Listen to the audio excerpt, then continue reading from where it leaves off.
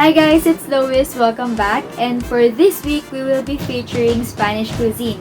To be specific, I made fried squid with garlic aioli or calamari or calamares in Filipino. So basically, these are squid rings coated with a little bit of flour, flavored with salt, pepper, and paprika, and then fried until slightly golden. And for the garlic aioli, it is a mix of mayonnaise, garlic, paprika, salt, and pepper, and some lemon juice. So if you want to know how I did this recipe, keep on watching. But first, let's check our hygiene and sanitation. I have my toque on, my hairnet, my chef's jacket, apron and side towel, pants, and my clogs and socks. And of course, clean and short nails. Let's get on to the video.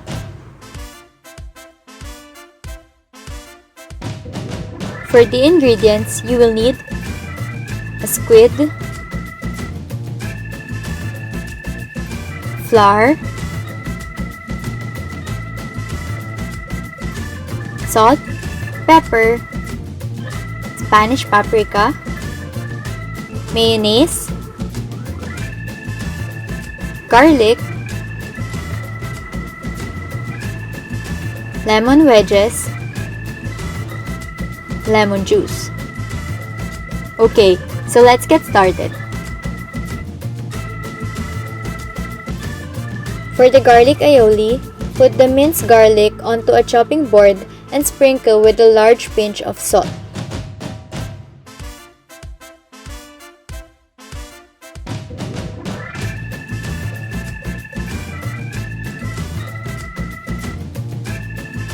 Then, crush it using the flat blade of a large knife until you have a smooth paste.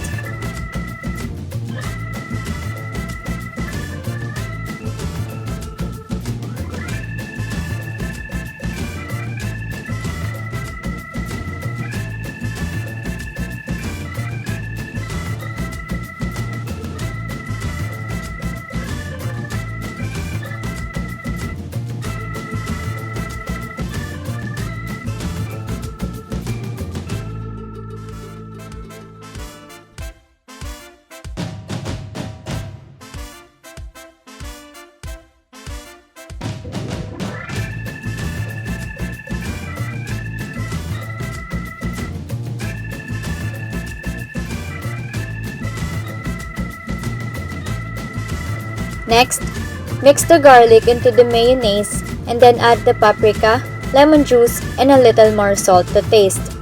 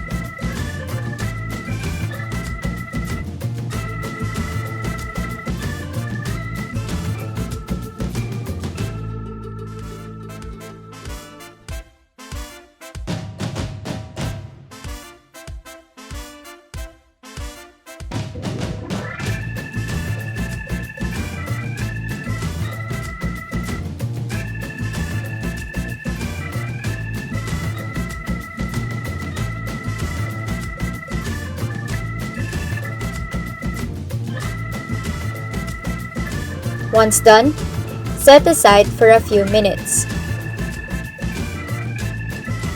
Let's now clean and prepare our squid. First, while holding the body, gently pull out the head, tentacles, intestine, ink sac, and the clear skeleton that looks like a plastic.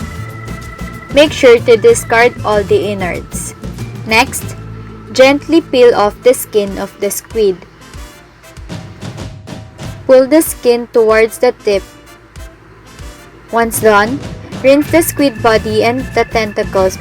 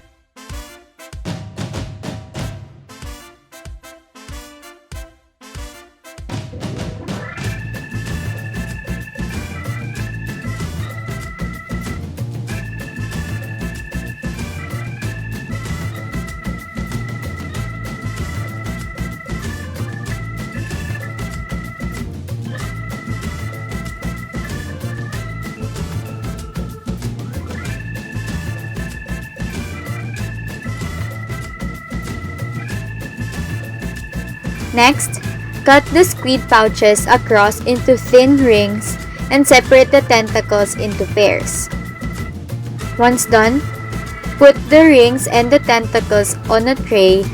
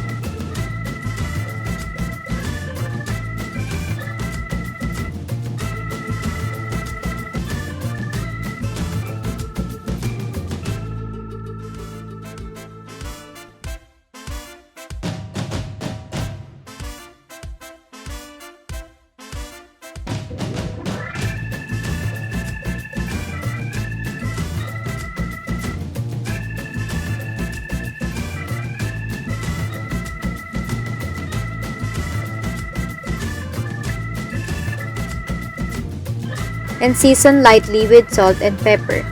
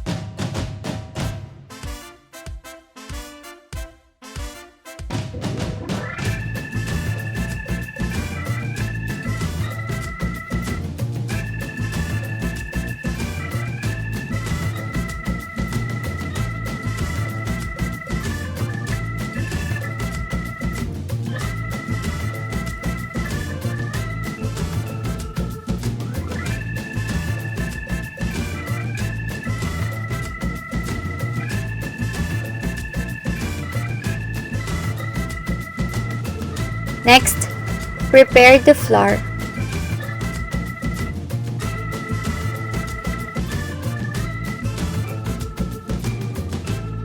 Add paprika, salt, and pepper to the flour and mix well.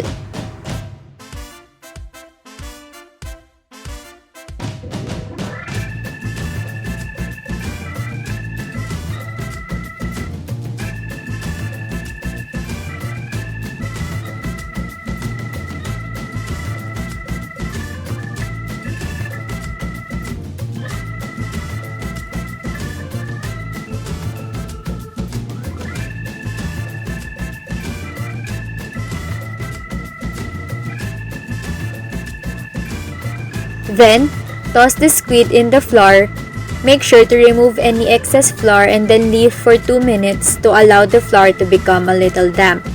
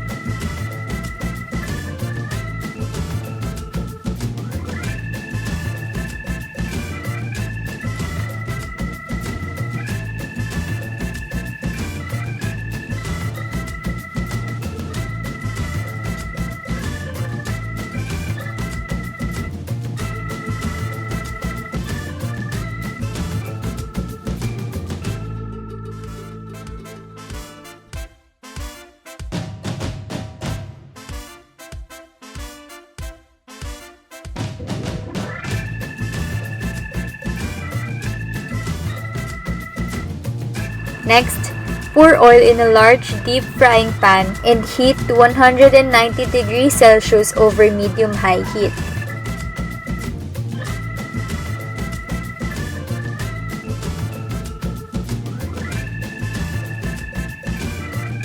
Next, shallow fry the squid in small batches for a minute until crisp and lightly golden.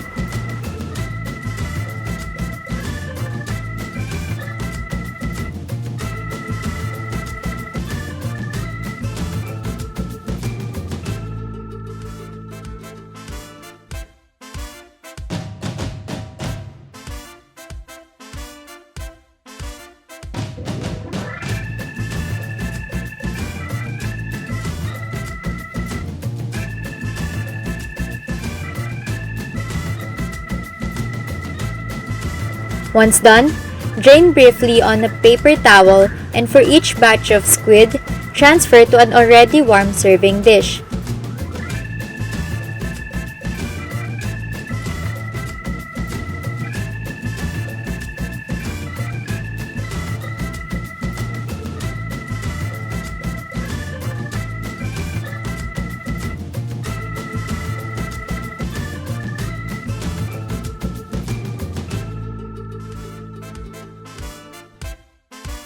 And that's it! Make sure to serve it hot with the garlic aioli along with the lemon wedges.